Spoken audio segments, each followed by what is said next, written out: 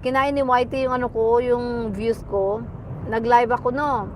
Tapos, di ba si Sir Alain, nag-thumbs si Sir Alain. So, bawat thumbs up, di ba, may views yon.